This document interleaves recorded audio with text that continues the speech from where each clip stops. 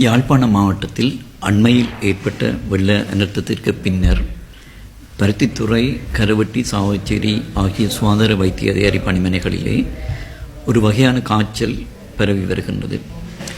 இந்த காய்ச்சல் காரணமாக யாழ்ப்பாணம் போதனா வைத்தியசாலையிலே 4 இறப்புகளும், பருத்தித்துறை ஆதார வைத்தியசாலையிலே 2 இறப்புகளும் ஏற்பட்டுள்ளன.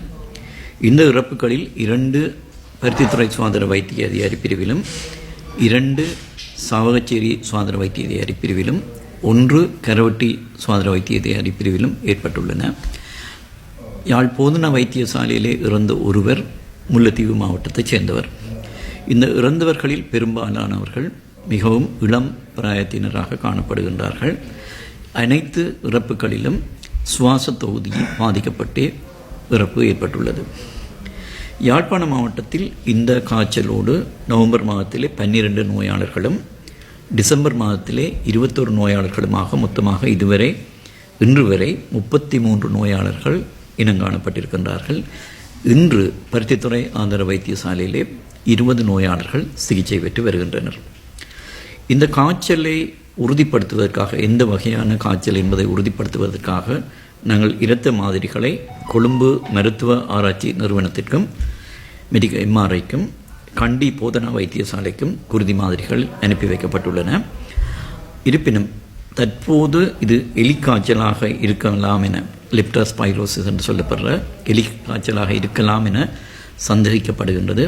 அந்த அடிப்படையிலே சிகிச்சைகளும் வழங்கப்பட்டு தடுப்பு நடவடிக்கைகளும் முன்னெடுக்கப்பட்டு வருகின்றன. இந்த எலிக்காய்ச்சலானது இந்த மழை வெள்ளத்திலே எலி, ஆடு, மாடு போன்ற விலங்குகளின் எச்சங்கள், குறிப்பாக சிறுநீர் மூலம் இந்த லெப்டோ என்று சொல்லப்படுற அந்த கிருமிகள் அந்த நீரிலே பரவுவதன் மூலம் அல்லது கலப்பதன் மூலம்தான் இந்த நோய் ஏற்படுகின்றது. அந்த கிருமிகள் கலந்த வெள்ள நீரோடு மக்கள் தொடுகை ஏற்படுகின்ற போது இந்த நோய் தொற்றுக்குள்ளாகின்றது. குறிப்பாக அந்த தோலில் இருக்கின்ற சிறிய காயங்கள், புண்கள் மூலம் இந்த வெள்ள நீரிலிருந்து பொதுவாக இந்த கிருமிகள் உடலை சென்றடைந்து குருதி சுற்றோட்ட தொகுதியை சென்றடைந்து இந்த நோய் ஏற்படுகின்றது.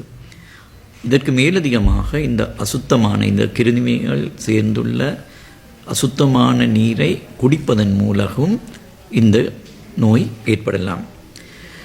இந்த காய்ச்சலிலிருந்து எங்களை பாதுகாத்துக் கொள்வதற்கு நாங்கள் என்ன செய்ய வேண்டும்? பொதுமக்கள் முதலாவதாக, காய்ச்சல் இருந்தால் இந்த காலப்பகுதியிலே அது ஒரு நாள் காய்ச்சலாக இருந்தாலும் உடனடியாக அரச மருத்துவமனைகளை நாடவும்.